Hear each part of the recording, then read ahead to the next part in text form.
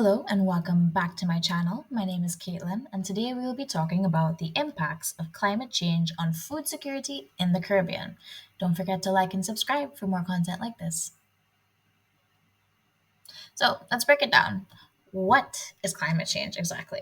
So, climate change is an extensive deviation of the characteristic weather patterns of a country or region. This is due to climate forcing factors that can be either natural or anthropogenic in nature. Natural, for example, could be like the Milankovitch cycles, changing the amount of solar radiation, or anthropogenic, like an increase in fossil fuels, fossil fuel combustion or deforestation. So, what is food security? Food security exists to quote the World Food Summit in 1996, when all the people at all times have physical access, meaning it's close by, they don't have to travel far, economic access, meaning it's affordable, it's safe, it's not contaminated, it's nutritious, it meets all of their dietary needs, and it meets their food preferences, whether it be a religious preference, for example, avoiding a certain kind of meat or preparing food a certain way, be that kosher or halal, or if it could be a dietary need that is medical, such as an allergy or an intolerance. So, what does climate change have to do with food security? You might be wondering. It causes a bit of a domino effect. So, it first will start off with a decrease in crop yields. Dun dun dun! Which will then, affect your supply and demand, causing an increase in prices of locally grown food, which will then often resort to government having to import foods to supply, cheaper alternatives.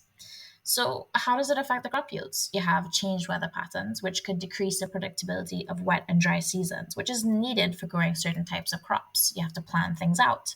That will affect how much you get. You might have more fungus, or you might end up losing your crops to a flood or have them wilting out from a drought.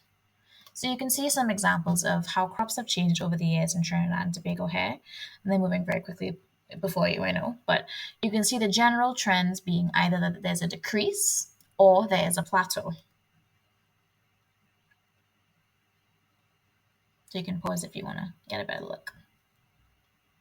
Increased prices of local foods. So you're having trouble getting your products to grow.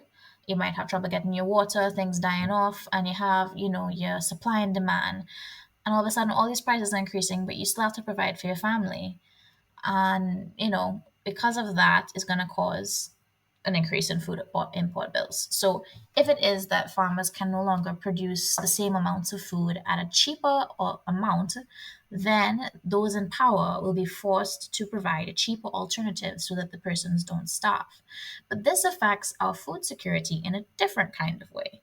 So yes, you might have your food now from these foreign inputs. However, it's not going to be completely reliable and productive because if it is that your supply chain is disrupted in global cases such as the 2019 COVID-19 pandemic, then that's problems because if you're relying on that, your people are going to go hungry, and that's not good. So, climate change would affect your ability to provide for your own people without relying on outside sources. So, you can see it's a big problem. I do hope that this video helped. Enjoy the rest of your day.